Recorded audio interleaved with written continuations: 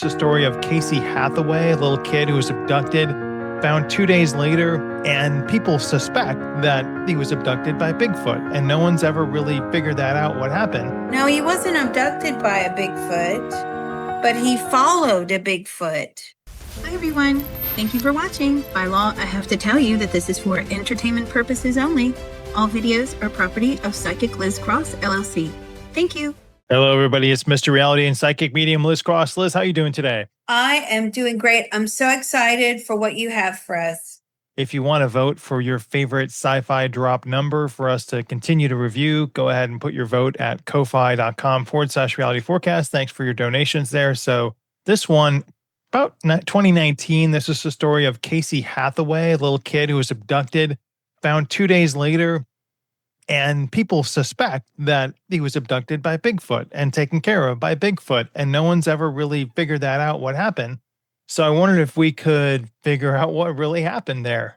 Oh, sure. Yes. Okay. Let's So, find out. had the Marine Corps searching for him, and very cold that night. I remember this like it was 5 years ago, and it was 7 years ago, I guess. But he had a few bumps and bruises, came home.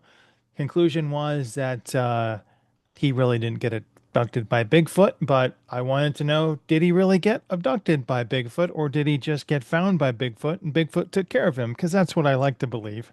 Wow. Okay. Where do we start with this? Could ask his soul, his higher mind. He's 10 now. He might not remember what happened because it was 7 years ago, but. No, he remembers. He definitely remembers. So what happened, Casey? You're a good boy.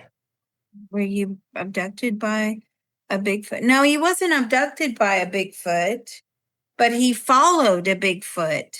Oh, really? It wasn't a bear. Why did he follow it?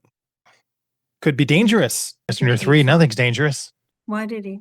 Well, because, right, exactly. At the age that he was, he thought, oh, what is this big teddy bear? Right? Let me follow it. And so describe what happened when he came close to it. What was the interaction like? And then maybe we could mind probe the bear/Sasquatch as well. It was harmless. But you've said that they're not harmless. So is this a different species, or is it just not harmless? It's not angry unless it's approached by something that it feels threatened by? It was harmless because the boy was so little. I mean, the strength of the Bigfoot compared to the little boy, there's no way you're going to overpower a Bigfoot. And the Sasquatch realized that this was a lost child. They do have basic concepts of children are to stay with their mothers, according to the Sasquatch. I have the Sasquatch here. Male or female? Female.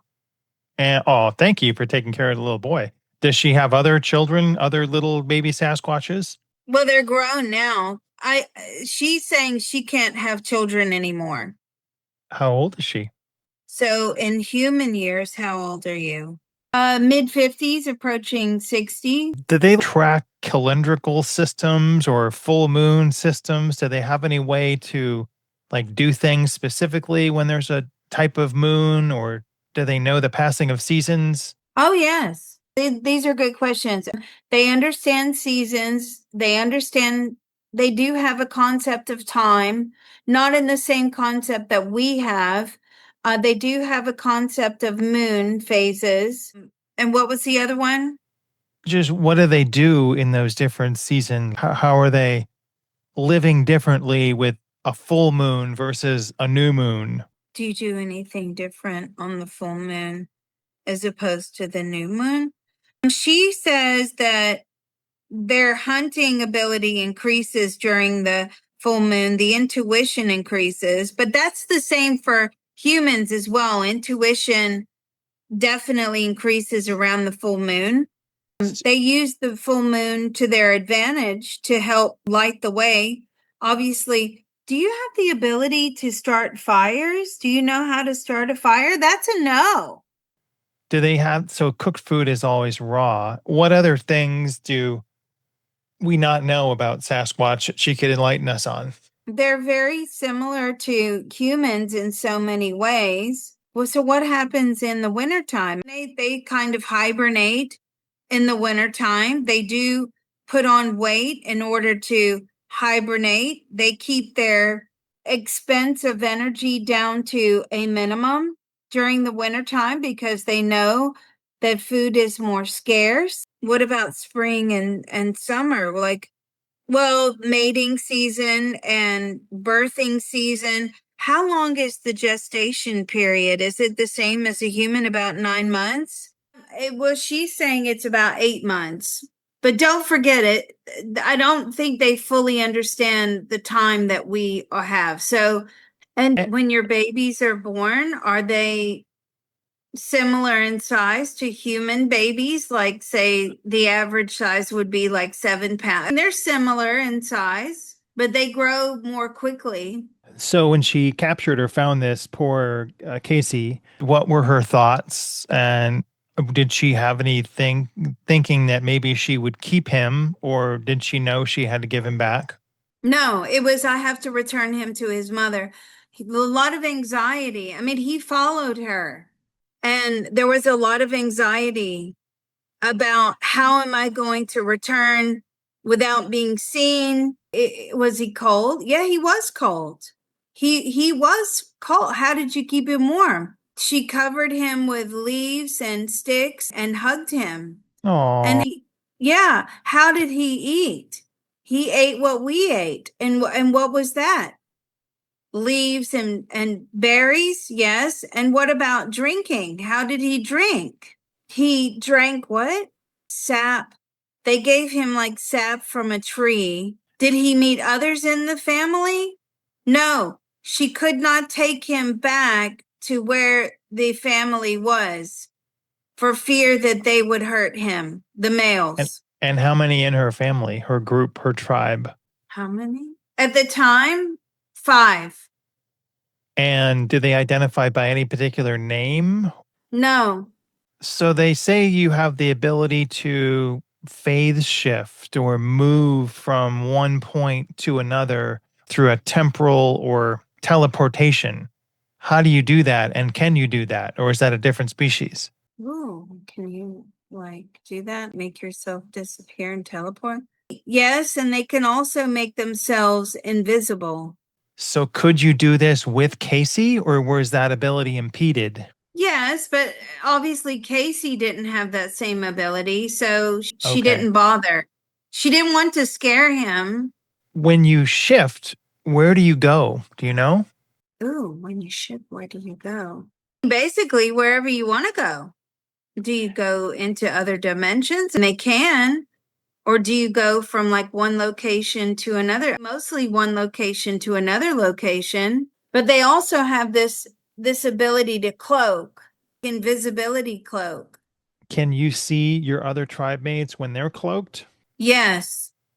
So there's no like game of hide and seek where one person will hide and then the other person will count to 10 and they'll say, "Lay oxen free." No, they only Okay. cloak themselves from humans. Okay. Well, this has been fascinating. I got to move on. Thank you very much to Casey and the Sasquatch, but that was awesome. I'm sure we're going to probably do more and other requests for that. The next one I wanted to talk about is this concept of the Watcher Angels.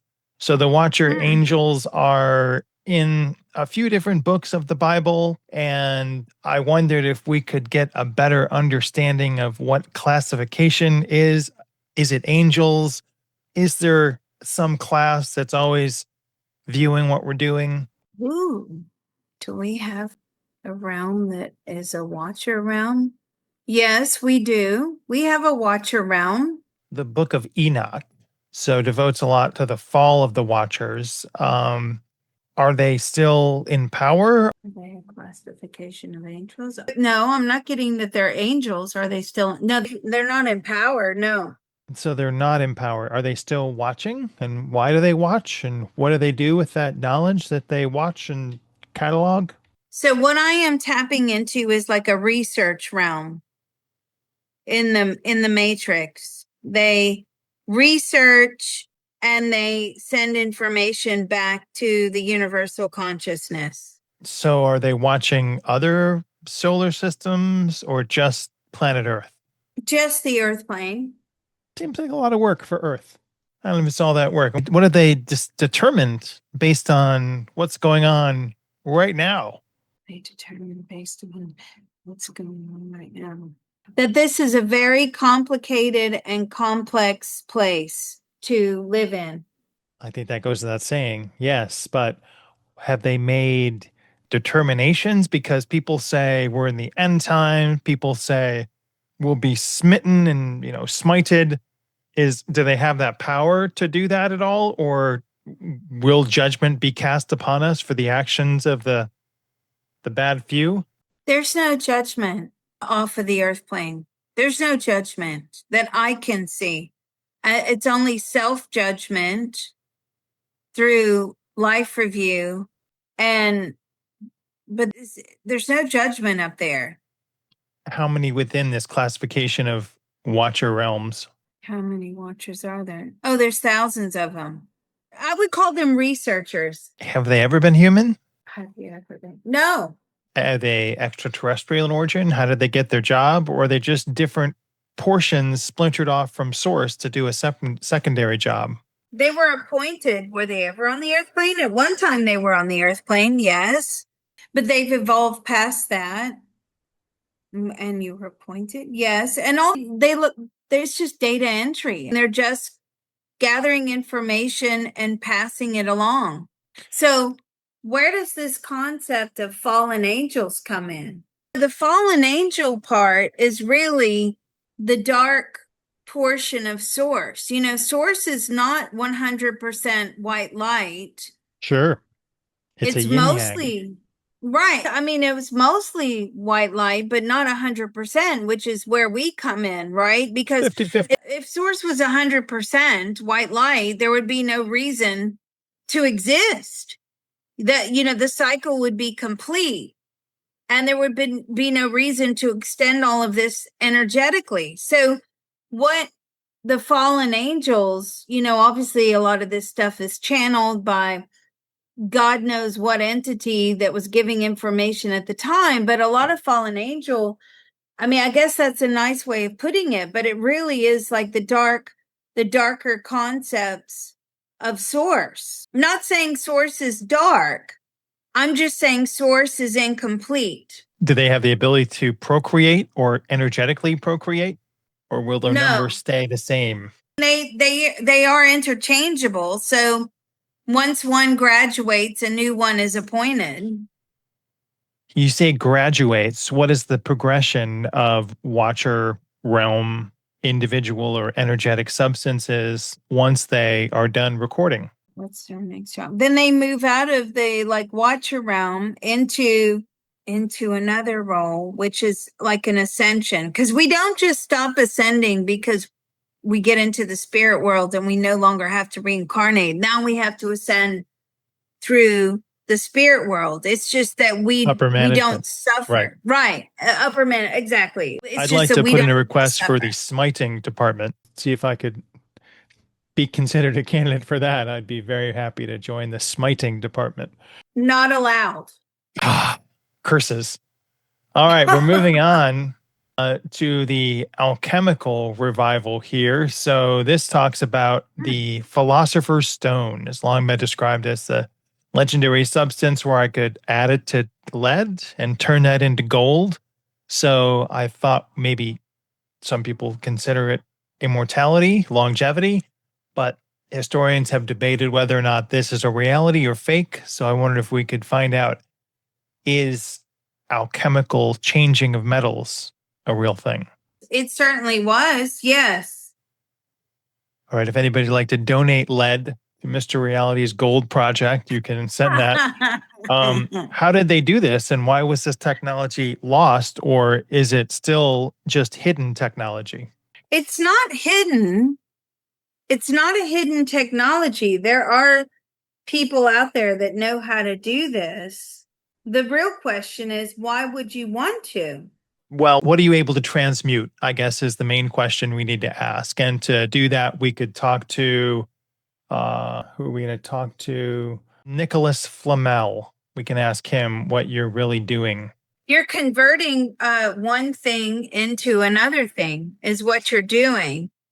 But I feel that there's a lot of like magic involved, black magic, sorcery. So it's not a purely technological thing, but there's other elements involved with it. Do you have to call forth particular demons or demonic forces in order to have them imbue this with a different characteristic? You do, but just don't forget, if you use these things to create something, you're borrowing energy from them and they will expect you to pay the piper. Right. In payment of an early death or your firstborn child or something like that. So let's ask, I guess, Nicholas Flamel, were you able to transmute into gold lead? Yes. It wasn't easy though. What was You'd the have to conversion? sorry, let me give this to you. You have to have the secret formula. You have to have like summon the gods or summon the spirits to help you. It wasn't easy. It didn't always work. And it Wasn't pure, but mm-mm. was it good enough to pass the bar? No. So is it like a third thing and not lead, not gold, but like another, or was it just a byproduct, more like fool's gold? Fool's it like fool's gold. It could be perceived as fool's gold. It wasn't all gold. It had gold flecks. It had some aspects of gold, but you couldn't really separate the gold from the original substance. It was pretty useless. And the ability to give immortality or increase your life, did it have any of those properties? Wow, did it? It could. It was all dependent upon what you wanted to use it for. You could make elixirs, you could make potions. They were often experimenting, trying to heal with these substances, turning something that is a solid substance into a healing potion. Were those successful or, you know? No, not really. I was thinking of the emperor of China who thought mercury was good for you. So it seems like when you use these chemicals for healing properties, going to have the opposite effect, you know? Did Isaac Newton ever experiment with this? All the time. Was he successful? No. Not really. Not 100%. No. But was he successful in some way? Sometimes, yes. And then But not, what was the... but not in the way that we would. I mean, wouldn't it be wonderful to transmute things? Yeah, picturing now, I could buy a gallon of gas. You said that there was a pay the piper price. So from like Nicholas Flamel, who was successful, and Isaac Newton, who tried to participate, what was the payoff from the dark forces they had to call forth? Well, I mean, if you borrow energy from dark forces, they want it paid back, and you pay back with your soul. So what, have they had to do that? Or did they not do it enough that they had to pay the final price? They haven't paid back yet, but it's not necessarily confined to one particular lifetime. I mean, you may have to pay the piper 10 lifetimes down the road. Will Flamel and Newton have to do that? Me. No. Will you have to? Yeah. And it's still owed. The energy is still owed. You know, that frightens me. You hear people say things like, I'm having to pay back for all the wrongs that my ancestors did. That can happen too. I'm not saying the dark is necessarily marked for you specifically, but it could, sometimes you can make deals with the dark. And we've come across that. We've actually come across that. There's that trail in Canada where lots and lots of females have been the Trail of Tears. Yes, we did that. And that was from an ancestor who woke up something in the dark and basically made a pact with the dark. The recompense was, well, your ancestors are going to pay. You just don't know when the ancestors are going to pay. And they've been paying for a very long time. These native girls that have gone missing. All right, moving on. Thank you very much. The next one is Gene Roddenberry, the creator of Star Trek. It's been rumored that the Council of Nine was a psychic channeling group that Roddenberry contacted, and that's where he got the ideas from some of his science fiction shows like Star Trek, among others. And I wonder if we could talk to Gene Roddenberry and find out what's the truth behind the Council of Nine. Ooh, the Council of Nine. Did you actually channel that? Yes, it was a channeling group. Yes. And so how did the concept of the Council of Nine originate? Did someone come to you? Did you come up with the idea? Did it come to you in a dream? Through a seance. And who was involved with the Council of Nine? They don't actually know. Again, this is another example of people channeling things that they have no idea what they're contacting. So what percentage of the ideas Gene came up with were influenced by this Council of Nine sessions? Was this the basis of your Star Trek? A lot of ideas did come from the Council of Nine. Yes. Let's bring in the Council of Nine. Where did he come from? Oh, God. Where do you go? All right. What are you doing? Are you still involved in the science fiction realm? And are you a group of entities, ETs, or the dark? What are you, the Council of Nine?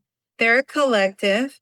And from where? Oh, yeah, they're definitely from outer space. Do they have a physical planet that they live on? How did they contact this channeling group? What did that spirit call look like? They don't have a physical planet, no. And how did you? They used to go. They used to visit a load of seances. That's what my mom used to do. Seances. Really? That was like, yeah. That's how I. That's when I was 4 years old. I was sitting in on her seances.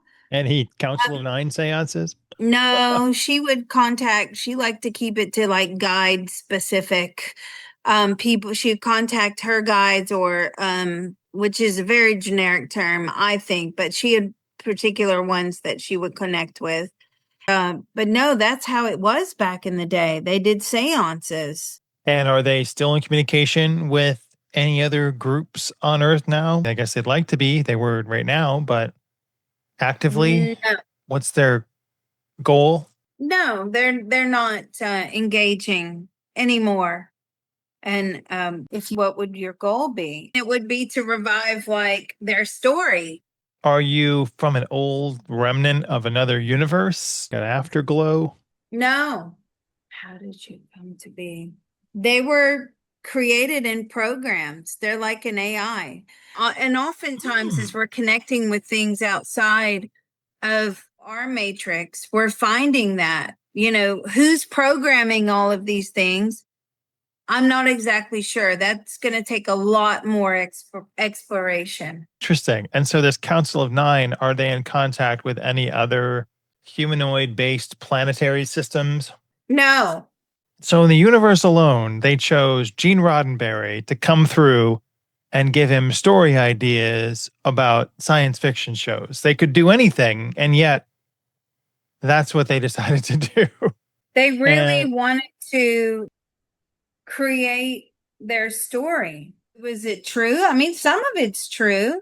And do they feel that they were successful in their goal, or do they need to? Very. Interesting. What would they like to tell us now about what we have the power to do that we don't know about ourselves? To create? Create what? Not gold, but something else. What? They're telling me I'm not tapping into my full range of powers. Now, I've been told that before, but that also is another thing like, oh, but we can tell you. Yeah. Right. They're trying to bait you into saying, we can help you. We've seen that before. So thank you, but no thank you. I'll choose to follow my own path. I appreciate it. All right. The Mysterious Council of Nine. Now we know what they are. The next one I wanted to do is the true story of Mulan. You may have seen this in the Oh, theaters recently. I wanted to find out if this is a real story of a legendary warrior who described herself as a man, or if this is actually just a fantasy created by somebody to tell a story. it's not a fantasy. It's true. Wow. We got that with the last one the other week, too. So let's hear the true story of Mulan, her story, what she's doing now, what she did then. She's reincarnated now. Go on. She has no idea that she was once Mulan. She lives a very simplistic life. She's like a stay-at-home mom. Oh, right now. She has Sure. she has 4 children that she's been with in the Soul family for a very long time. She's divorced, but she has plenty of money. What would you like to know? Well, I want to know about her lifetime in the 4th and 6th centuries, what that was like growing up, why she chose that life, about the battles that she had, if she ever had motherhood in that lifetime. No motherhood in that lifetime, and her soul looks back on those times with fond memories. It was exciting. It was a great time to be alive. So tell us about the change in we have an expectation for a male and an expectations for a female. So how did that help evolve her soul by bucking the expectation of females at that time? Well, she just didn't really let anyone know. It was only after the fact. She had to be tough. She was very smart and had a lot of great ideas. She was well respected. That's from the physical point of view, but I'm talking about spiritually. What did it do to not play into the system? It was very difficult, but she liked the challenge. So what parts of the Disney story are historically accurate? What part I think is historically accurate? About 50%. What's accurate from her point of view then, specifically? The fighting is accurate. Being a warrior is accurate. She had to make herself very believable. She wasn't always extremely successful, but she definitely tried. And she gained a lot of credit for that. How did she die? She's showing me sepsis. And how long did she live? How long did she live? About 30 plus years. So tell us something from a warrior point of view in that lifetime. What did you believe that you were fighting for, or was it living just to fight? What did you believe that you were fighting for? That we're fighting the enemy. They didn't want the enemy to come and destroy their home and destroy their lives, to enslave them, which is typical of what happened back then. And it was, kill or be killed. In her mind, it was like we either kill the enemy now and fight the enemy now, or we're all going to be killed or enslaved. Were there other women that you knew of that were fighting, or were you the only one? No, she was the only one. And did you have any desires for men or any desires for women in that lifetime as Mulan, or were all those just held in because you didn't want to give up your identity? She was willing to give up her identity. It was the cause that was the most important thing. Did you have any She didn't towards desire anyone? men. No, she was a lesbian. And how many lifetimes since then have you had as a human being? Ooh, how many lifetimes have we had? About 50. And has any of that played out? Any of those situations as Mulan in any of those 50 past lifetimes? No. Why not? What did it satisfy that you feel like you don't need to do that anymore? Why? Because we see a lot of people patterning in the same lifetime. So why didn't you do it again? It's about building up negative karma. She understood that almost immediately, that there would have to be payback for all the people that she killed. And she didn't want to do that again. There's no judgment on the other side, but why do you No. have to pay it back? Because the karma follows you. Are there other things that follow you that we don't know about? Other situational aspects throughout your life? Everything follows you. I'm trying to find out if acts of kindness in life can reverse bad karma? If we're extra good to something, will that help? Or do we have to have those situations play out before we come down to pay that karma off? Some of it can be erased by good karma, but you don't want to wipe out your good karma bank. No. Well, but specifically in life, can I remove bad karma if I didn't have it in my plan by doing good things and good deeds, is what I'm trying to get at. Like, how can being a better person here on the earth plane, can we remove bad karma, or do we have to set that plan up before we come down? You really need to set that plan up. Yes. I mean, you have to be aware that this is what you want to achieve and set it up that way. But of course, that shouldn't stop you from trying to create as much good karma as you can whilst you are here. Is there a maximum amount of good karma that you can make while you're here? And what is she doing in this lifetime for good karma points? Is there a maximum? No, there's no maximum. That was a really good question. Just being there for her children is what she's doing. Trying to create independent, self-sufficient, capable, kind human beings. Helping other subsets of the population, do some of them get more karma points, like helping out animals, helping out children, helping out the elderly, or is helping just a general karmic balance that you get? It does create a lot of good karma, yes, for others, but it won't necessarily resolve your own negatives. You have to dig deeper to resolve your own. But are there specific subsets that you get more karma from down here? I'm trying to encourage people to spread love and cheer throughout their communities. And, you know, in one subset, maybe they'll get more karma, but any good karma you do is probably good. But are there better subsets to donate your time to? There are better subsets to donate your time to? Well, I'm just getting anyone in need, whether it's or human, you know, it's all the same. Obviously, it depends how you're helping them. If they're hungry and you give them a meal, that's good karma. But if you give them a meal and then you show them how to get meals for themselves. Teach a man to fish. Right. Now that is huge. So Now, how many human for lifetimes? Sorry. Obviously, for animals like pets, that's very difficult. I mean, but you know, you can't teach them to fish in that. You can way. teach a dog to fish, I guess. Well, you can, but I mean, that's not what you want to do. You want to save the pet, right? Rescue and save the animal if it's a pet. Obviously, if it's a wild animal, you want it to be able to go back out into the wild and survive. Human consciousness, you want to teach them how to survive for themselves or fend for themselves. If they can't fend for themselves, maybe they're chronically disabled or they're very elderly, then you have to make sure it's not just a one-hit wonder, right? Because a lot of people want to go out and give a meal around Christmas time, and then these people are starving for the rest of the year. You get a little bit of good karma, but really you've abandoned them, according to her.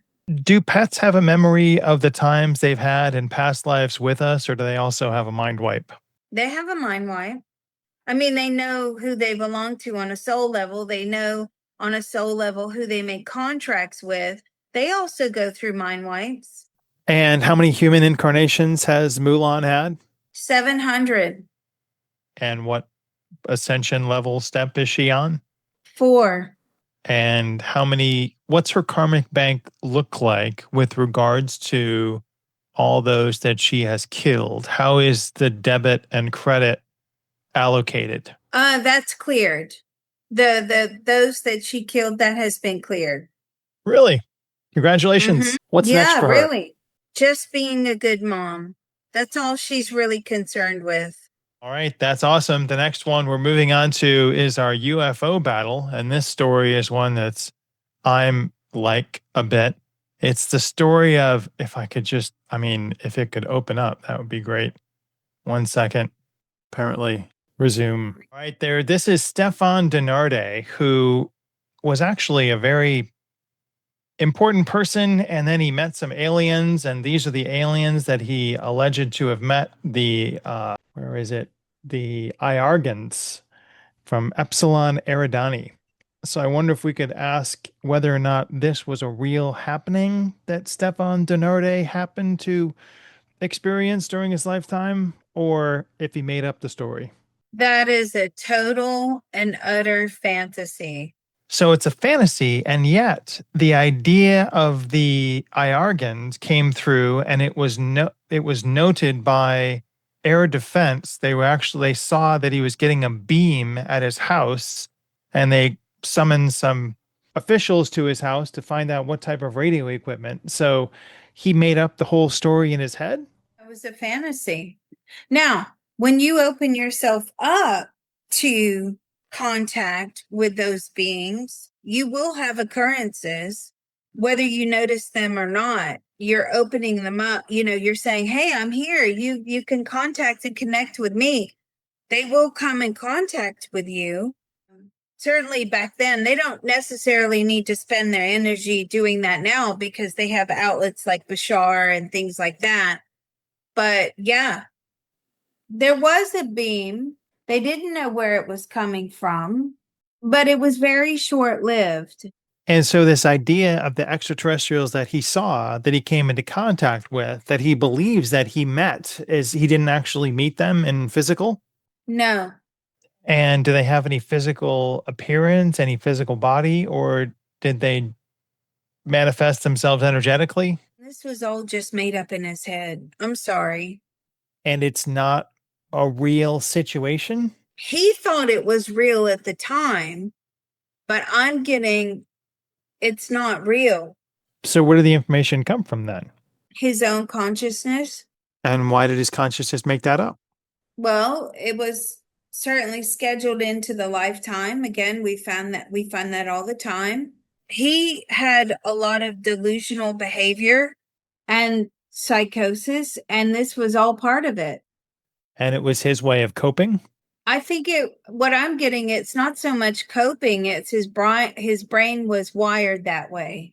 And why did he manifest those things? Was it coming from the dark, or was it coming from like a remnant civilization, or his own demons, I guess, is what I'm trying to get at. It was just coming from a part of the consciousness that actually believed it lived amongst these things.